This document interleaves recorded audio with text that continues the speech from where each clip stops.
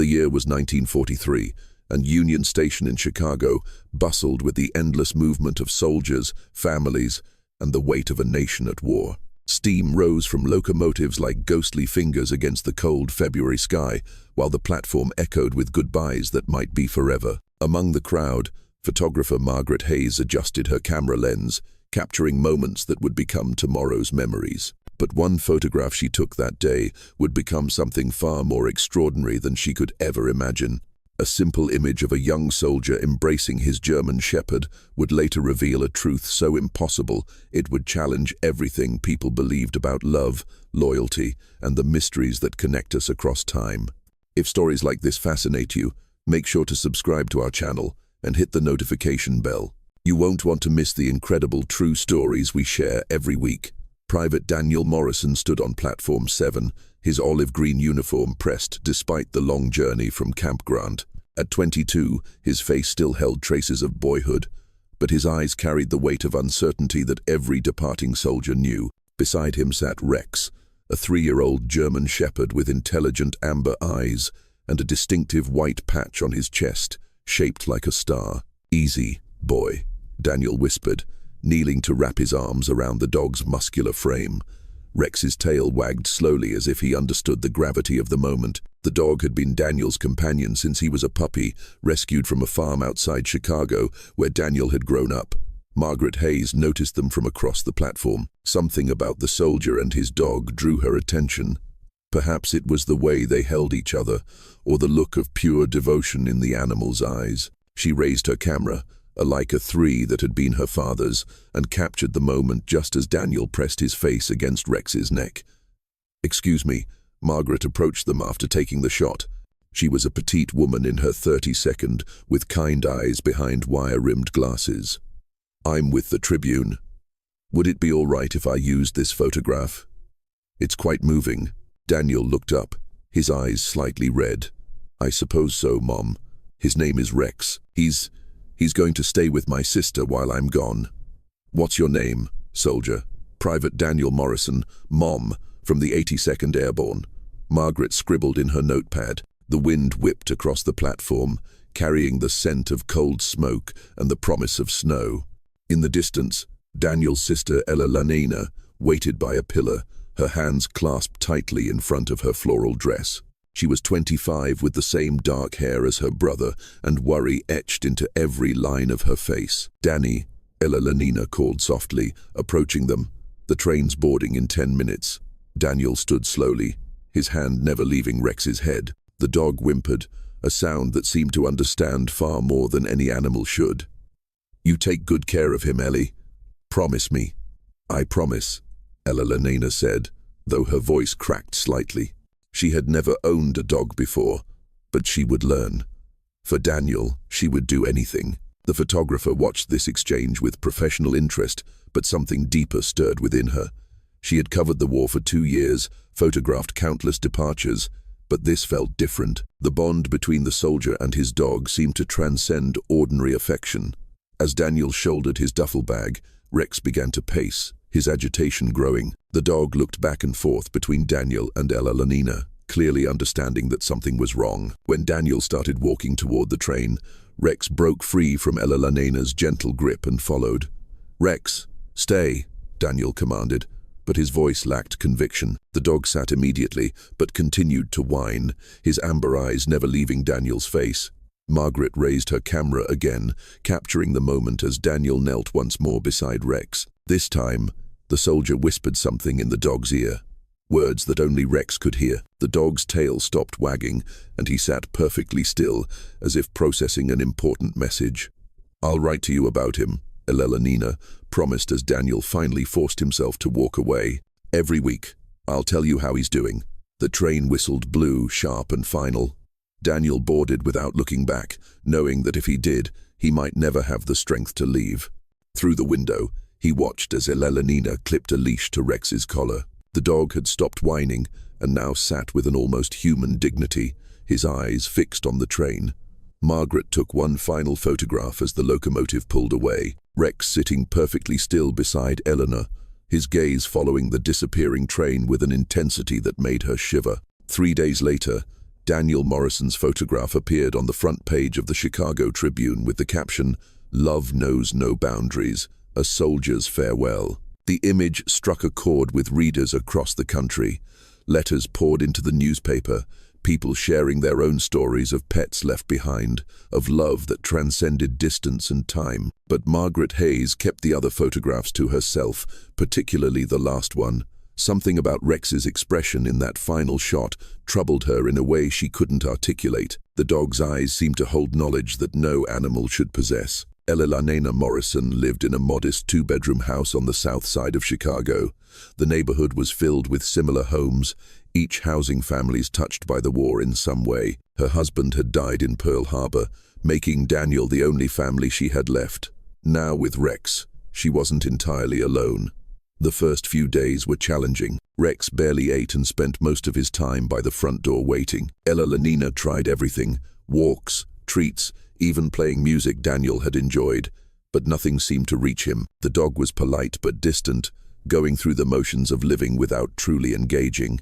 "Come on, boy," Eleanor would say each morning, attaching his leash. "Danny would want you to be happy," but Rex's tail remained low, his spirit clearly elsewhere.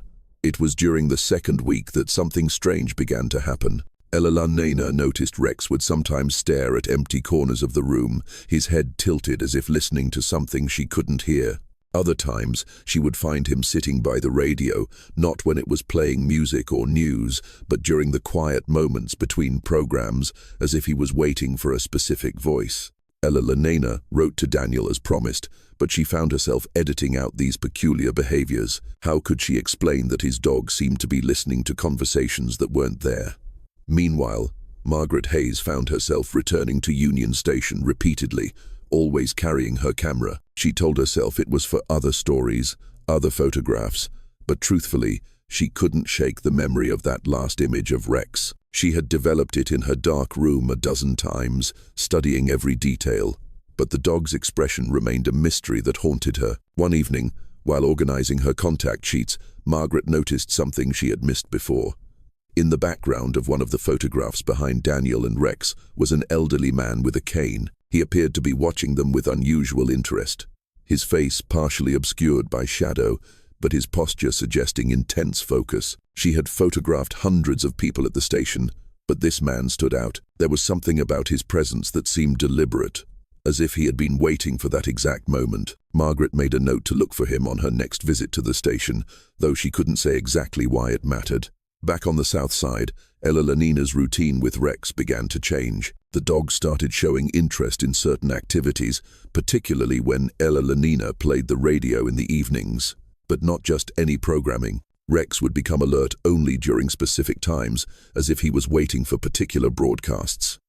Elalana began to notice a pattern. Every Tuesday and Friday, at 7:00 p.m., when the War Correspondence program aired, Rex would position himself directly in front of the radio and listen with an intensity that was almost human. His ears would perk up at certain voices, and occasionally he would whine softly, as if responding to something specific. "What is it, boy?" Elalana would ask, but Rex would only look at her with those amber eyes that seemed to hold secrets. 3 weeks after Daniel's departure, Elalana received her first letter from him. He was somewhere in England, he wrote, training with his unit before deployment to France. The letter was cheerful, full of questions about Rex and assurances that he was well. But between the lines, Elalana could sense her brother's worry and homesickness. That night, she read the letter aloud to Rex, who listened attentively. When she finished, the dog walked to the window and stared out at the dark street for nearly an hour. Margaret Hayes continued her visits to Union Station, photographing the ongoing drama of departure and reunion that played out daily on its platforms, but she also watched for the elderly man she had noticed in her photograph. For 3 weeks, she saw no sign of him. Then, on a particularly cold Thursday evening in March, she spotted him. He was standing near Platform 7, the same platform where she had photographed Daniel and Rex. This time she could see his face clearly. He appeared to be in his 72nd with silver hair and sharp blue eyes that seemed to take in everything around him. His coat was expensive but worn, and he leaned heavily on a carved wooden cane. Margaret approached him cautiously. "Excuse me, sir, I'm Margaret Hayes from the Tribune. I believe I photographed you a few weeks ago when that soldier was saying goodbye to his dog. Do you remember? The man turned to look at her, and Margaret was struck by the intelligence in his eyes. Ah, yes, the photographer. I wondered if you had noticed me. His voice was cultured with a slight accent she couldn't place. You were watching them quite intently. Did you know them? In a manner of speaking, the man replied cryptically. My name is Professor Hinrich Zimmermann. I taught psychology at the University of Chicago until my retirement. That particular scene interested me from a professional standpoint. Margaret frowned. Professional standpoint. The bond between humans and animals, Miss Hayes. It's far more complex than most people realize. Sometimes, in cases of extreme attachment, we observe phenomena that challenge our understanding of consciousness and connection. Before Margaret could ask what he meant, Professor Zimmermann tipped his hat. Perhaps we'll speak again, Miss Hayes. I suspect this story is far from over. He walked away, leaving Margaret with more questions than answers. That night, she developed the photographs she had taken at the station, including several of Professor Zimmermann. In each image, his attention seemed focused on something beyond the camera's range, as if he was watching for something specific. April arrived with unseasonable warmth, and Rex began to change. Eleanor noticed it first during their morning walks. The dog, who had been mechanically obedient for weeks, suddenly started showing interest in their surroundings. He would stop at certain corners, his nose working the air, his tail beginning to wag for the first time since Daniel left. But the most significant change came during the evening radio programs. Rex's attention to the war correspondent's broadcasts intensified, and Ella Lenina began to suspect he was listening for something specific or someone specific. One Friday evening, as the familiar voice of war correspondent Edward R. Maroro filled the living room, Rex suddenly stood and walked to the radio. He sat directly in front of it, his ears pricked forward, his whole body tense with attention. This is London. Muro's voice crackled through the static. Tonight, we bring you reports from our correspondents across Europe, including a special segment on the ATC 2nd Airborne Division, currently training in southern England. Rex whined softly, a sound Ella Lenina had never heard before. It wasn't distress, it was recognition. The broadcast continued with various reports, but when it reached the segment about the 82nd Airborne, Rex's behavior became even more extraordinary. The dog began to paw gently at the radio speaker as if trying to reach something inside. Elena knelt beside him. What is it, boy? Do you hear something? The correspondent's voice filled the room. These brave paratroopers from across America are preparing for operations that will take them deep into occupied Europe. Among them is Private Daniel Morrison of Chicago, who tells me he misses his dog Rex more than anything else back home. Ella Lenina's heart stopped. It was impossible. The broadcast was live from England. And yet somehow Rex had known. The dog was now pressing his nose against the radio speaker, his tail wagging frantically.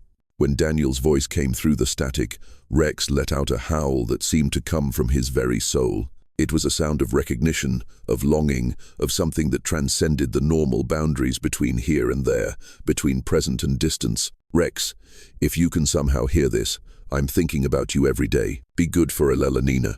I'll be home soon, boy. I promise.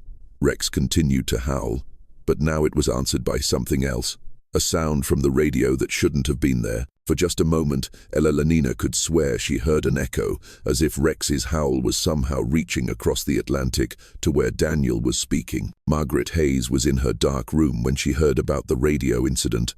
Her neighbor, Mrs. Patterson, had heard it from Eleanor Morrison directly. According to the account, Daniel Morrison had somehow known to ask the war correspondent to mention his dog, and the dog had responded as if he could actually hear his master's voice from thousands of miles away. Margaret found herself drawn back to the photographs she had taken at the station. She studied them under her magnifying glass, paying particular attention to the images of Rex. In each photograph, the dog's expression seemed to hold an awareness that went beyond normal animal intelligence. She decided to pay a visit to Ella Lenina Morrison. Eleanor's house was easy to find. A tidy two-story home with a small front garden where Rex now spent his afternoons watching the street. When Margaret knocked, Rex barked once, but didn't seem alarmed. Eleanor answered the door, looking surprised, but not unwelcoming. "Miss Hayes from the Tribune. I remember you from the station. I hope you don't mind the intrusion, Mrs. Morrison. I've been following up on some of the photographs I took that day, and I heard about what happened with the radio broadcast." Ella Lenina's expression became guarded. "I'm not sure what you mean. Your neighbor mentioned that Rex seemed to respond to your brother's voice on a live broadcast from England. That's quite remarkable." Eleanor glanced at Rex, who had positioned himself between the two women as if protecting her. "People say all sorts of things. Rex is a very intelligent dog." Margaret nodded, but her journalist instincts told her there was more to the story. "Would you mind if I spent some time observing Rex for a follow-up article about how pets cope when their owners go to war?" After some hesitation, Ella Lenina agreed. Over the following weeks, Margaret became a regular visitor to the Morrison household. She brought her camera, but spent most of her time simply watching Rex's behavior. What she observed defied easy explanation. Rex seemed to know things he shouldn't know. He would become restless hours before Ella Lena received letters from Daniel, as if sensing their arrival. During radio broadcasts, he would react to mentions of the 82nd Airborne, even before the unit was specifically named. Most remarkably, Rex began to predict the timing of Daniel's radio appearances. Elena had written to her brother about the strange incident, and Daniel had managed to arrange several more opportunities to send messages through various correspondents. Without fail, Rex would position himself by the radio hours before these broadcasts, as if he knew they were coming. Margaret documented these incidents carefully, but she knew no newspaper would publish such claims without extraordinary evidence. The story was moving beyond journalism into something that challenged rational explanation. It was during one of these vigils that Margaret finally encountered Professor Zimmerman again. She was photographing Rex during one of his radio sessions when she heard a knock at Ella Lenina's door. Through the window, she saw the elderly professor standing on the front steps, his carved cane in hand. Ella Lenina answered the door with obvious confusion. "Can I help you, Mrs. Morrison? My name is Professor Hinrich Zimmerman. I've been studying the remarkable bond between your brother and his dog. I wonder if I might have a few minutes of your time." Ella Lenina looked at Margaret, who nodded encouragingly. They invited the professor inside, where Rex immediately approached him with unusual friendliness. The dog, who was typically reserved with strangers, seemed drawn to Professor Zimmerman. "Remarkable," the professor murmured, allowing Rex to sniff his hand. "The connection is even stronger than I observed at the station." "What connection?" Ella Lenina asked. Professor Zimmerman settled into a chair, Rex lying down beside him as if they were old friends. "Mrs. Morrison, I've spent my career studying the bonds between humans and animals. In rare cases, we observe phenomena that suggest consciousness operates beyond our normal understanding of physical limitations." Margaret leaned forward with her notepad. "What kind of phenomena?" "Emotional entanglement, Miss Hayes. When the bond between a human and animal becomes sufficiently deep, they sometimes maintain a connection that transcends physical distance. The animal becomes aware of the human's emotional and physical state, regardless of separation." Ella Lenina frowned. "You're saying Rex can somehow sense Daniel's condition from thousands of miles away. I'm saying that Rex and your brother share a bond that operates outside our conventional understanding of communication. Rex's behavior suggests he is receiving information about Daniel's well-being through channels we haven't yet learned to measure." As if to demonstrate the professor's point, Rex suddenly stood and walked to the radio. It was only 4:00 p.m., hours before any scheduled broadcasts, but the dog sat in his usual position and began to whine softly. Professor Zimmerman checked his pocket watch. "Mrs. Morrison, I suggest you turn on the radio. I believe we're about to witness another demonstration." Ella Lenina turned on the radio, cycling through stations until she found a clear signal. For several minutes, there was only music and advertisements. Then, unexpectedly, the programming was interrupted by a special bulletin. "We interrupt this program for a special report from our correspondent in France. This is Robert Capa, reporting from somewhere in Normandy, where American paratroopers have just completed a dangerous mission behind enemy lines." Rex's whining intensified, and he began to paw at the radio speaker. "Among the heroes of this operation are members of the 82nd Airborne Division, including Private Daniel Morrison of Chicago, who, despite being wounded in the leg, carried an injured comrade to safety under enemy fire. Elelanina gasped, her hand flying to her mouth. Margaret's camera clicked rapidly as she documented Rex's reaction. The dog was now pressing his entire body against the radio, as if trying to reach through it to Daniel. Professor Zimmerman observed calmly. Rex knew, didn't he? He sensed Daniel was in danger. The broadcast continued. Private Morrison asked me to send a special message to his sister Elelanina and his dog Rex back in Chicago. He says to tell Rex that he's all right, just a little banged up, and that he'll be home soon to play fetch in the park. Rex's response was immediate and profound. He howled, a sound of relief and recognition that seemed to fill the entire house. But more remarkably, the radio seemed to crackle with an unusual static, and for just a moment, all three humans in the room could swear they heard an echo, as if Rex's howl had somehow reached across an ocean to where Daniel was speaking. Margaret's photographs captured the moment perfectly. Rex pressed against the radio, Professor Zimmerman watching with scientific fascination, and Elelanina with tears streaming down her face as she realized her brother was alive. Over the following days, Elelanina received an official telegram confirming that Daniel had been wounded but was recovering. The timing matched exactly with Rex's distressed behavior and the radio broadcast. Professor Zimmerman visited several more times, each session deepening his understanding of the connection between Daniel and Rex. He began to document the case formally, though he knew his colleagues would be skeptical. "The bond you witnessed," he explained to Margaret during one of their conversations, "represents something science is only beginning to acknowledge. Consciousness, emotion, love itself may operate through mechanisms we don't yet understand. Rex and Daniel have created a connection that transcends physical law." Margaret found herself becoming part of the story, rather than simply documenting it. She spent entire afternoons at Elelanina's house watching Rex's behavior, noting patterns that seemed to correspond with Daniel's experiences overseas. The dog had become a sort of living barometer of Daniel's well-being.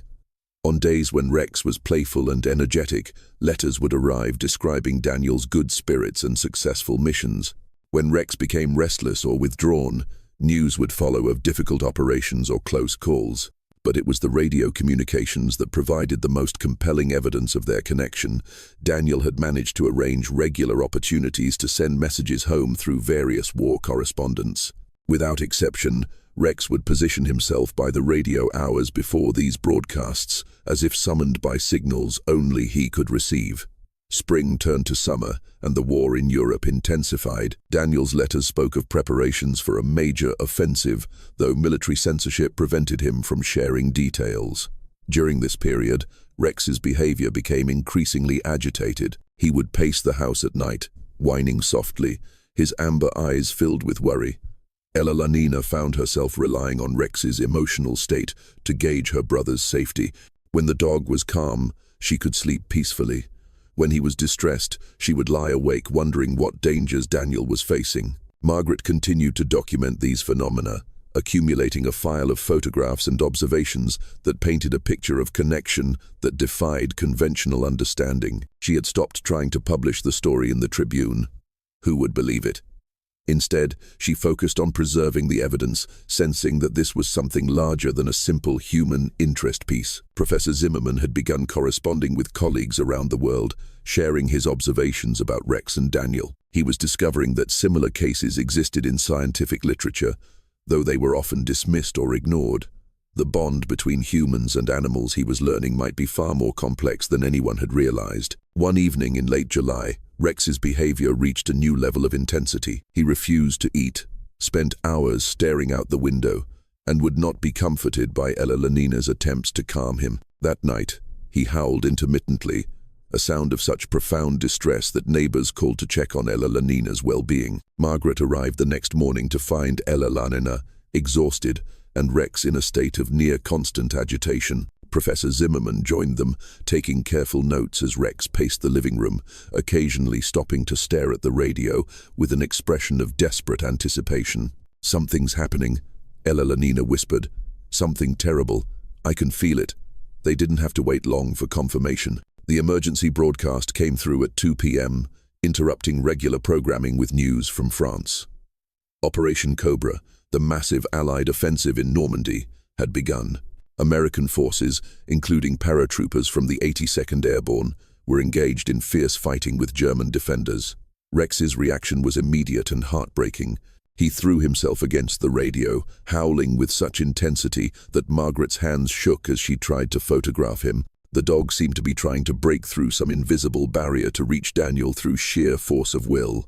For 3 days, Rex maintained this state of extreme distress. He barely ate, slept only in brief, restless intervals, and spent most of his time pressed against the radio as if it were a lifeline to Daniel. Margaret and Professor Zimmerman took turns staying with Elena, all of them understanding that they were witnessing something extraordinary. Rex's behavior suggested he was experiencing Daniel's ordeal in real time across thousands of miles of ocean and land. On the 4th day, everything changed. Rex suddenly became calm. Not relieved. Calm. He walked away from the radio, ate a full meal for the first time in days, and settled into his favorite spot by the window. But his eyes held a sadness that none of them had seen before. Elena felt her heart sink. Something's wrong. Something's very wrong. The telegram arrived that afternoon. We regret to inform you that Private Daniel Morrison was killed in action on the 27th of July, 1944 during operations in France. He died bravely in service to his country. Rex had known exactly when it happened. The funeral service for Daniel Morrison was held at St. Patrick's Church on the south side of Chicago. The pews were filled with neighbors, friends, and strangers who had been touched by the story of the soldier and his dog. Margaret photographed the service, though her hands were unsteady as she worked. Rex attended the funeral, sitting quietly beside Elena throughout the ceremony, but something had changed in the dog. The intelligence in his amber eyes remained, but the spark of anticipation that had sustained him for months was gone. He was no longer waiting for Daniel's return. Professor Zimmerman delivered an unofficial eulogy, speaking about the bond between Daniel and Rex as something that transcended death itself. Love, he said, creates connections that exist beyond our physical understanding. What we witnessed between Daniel and Rex proves that consciousness, affection, and loyalty operate through mechanisms science has yet to explain. After the service, as friends and neighbors filed past to offer condolences, Margaret noticed something remarkable. Rex was no longer the same dog who had waited desperately by the radio for months. He was calmer, more settled, as if some great question had been answered. Elena took Rex home to an empty house that felt different now. The radio sat silent in the corner. There would be no more broadcast to anticipate, no more mysterious connections across an ocean. But Rex seemed at peace in a way he hadn't been since Daniel's departure. That evening, as Eleanor sat in her living room trying to process her loss, Rex approached her and placed his head in her lap. It was the first time since Daniel's death that the dog had sought comfort. As Eleanor stroked his fur, she realized that Rex's mourning process had begun weeks earlier. He had said goodbye to Daniel at the exact moment of his death, across thousands of miles, through channels that defied explanation. Margaret continued to visit Eleanor and Rex regularly, though her role had shifted from documenting phenomena to providing friendship and support. She had accumulated a remarkable collection of photographs and observations, evidence of a connection that challenged conventional understanding of consciousness and love. Professor Zimmerman published his findings in a small academic journal. Though the paper received little attention from the broader scientific community, the evidence was too extraordinary, the implications too challenging for most researchers to accept. But for those who had witnessed it directly, Elena, Margaret, and the professor himself, there was no doubt about what they had observed. Rex and Daniel had shared a bond that transcended physical death, proving that love creates connections that exist beyond our current understanding of reality. 6 months after Daniel's death, Rex's behavior stabilized into a new normal. He was a different dog, calmer, more mature, but also somehow lighter, as if a great burden had been lifted from his shoulders. He no longer waited by the radio or paced restlessly through the house. Instead, he seemed content to simply be Elena's companion, offering comfort without seeking it. Margaret often wondered if Rex understood that his vigil was over, that Daniel's story had reached its conclusion. The dog's amber eyes still held intelligence and depth, but they no longer searched the horizon for something that wasn't there. 1 year after Daniel's departure, Margaret organized a memorial service at Union Station. She had convinced the Tribune to run a story about the soldier and his dog, focusing on themes of loyalty, love, and loss during wartime. The piece had touched readers across the country, generating hundreds of letters from people who had experienced similar bonds with their own animals. Ella Lenina and Rex attended the memorial along with Professor Zimmerman and several dozen people who had been moved by their story. Margaret unveiled a large print of her famous photograph, Daniel kneeling on platform 7, embracing Rex with an expression of pure love. But it was her final photograph that would become the most significant. As the memorial service concluded and people began to disperse, Margaret noticed Rex sitting quietly beside Ella Lenina, his gaze fixed not on the crowd or the memorial display, but on empty air above platform 7. For just a moment, as Margaret raised her camera, Rex's tail began to wag slowly. His amber eyes brightened with the spark of recognition that had been absent for months. Margaret clicked the shutter just as Rex rose to his feet, as if greeting someone only he could see. The developed photograph would show Rex looking up with joy and recognition, his posture suggesting he was seeing something wonderful and familiar. Eleanor, standing beside him, had her hand on Rex's head, and her expression suggested she too sensed something extraordinary in that moment. Margaret would keep this final photograph private for many years, uncertain how to interpret what she had captured. It wasn't until decades later, when she was preparing her memoirs, that she would understand the full significance of that moment at Union Station. The bond between Daniel Morrison and Rex had not ended with death. It had transformed into something beyond physical presence, beyond the limitations of time and space.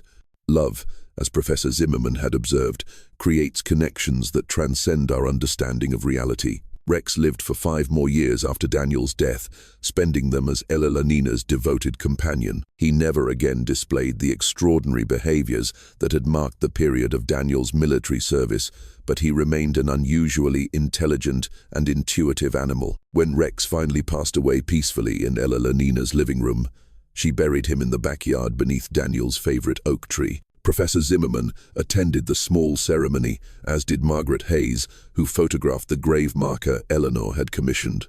Rex, faithful beyond distance, loyal beyond death. Years later, when Margaret was organizing her archives, she discovered something remarkable about the photographs she had taken at Union Station.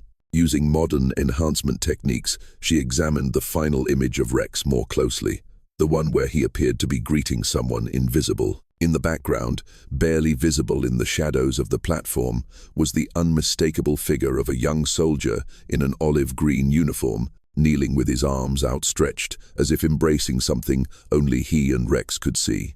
Margaret never published this enhanced photograph, nor did she share her discovery with anyone else. Some truths, she realized, were too profound for public consumption. The bond between Daniel Morrison and Rex had indeed transcended death, creating a connection that existed beyond the boundaries of our physical world. The story of the soldier and his dog became a legend in Chicago, passed down through generations as an example of love that conquers distance, time, and even death itself. Union Station installed a small plaque near Platform 7, commemorating the countless farewells that had taken place there during the war years. But for those who knew the truth, Ella Lenina, Margaret, Professor Zimmerman, and the few others who had witnessed the impossible, the story represented something far more significant than a wartime legend.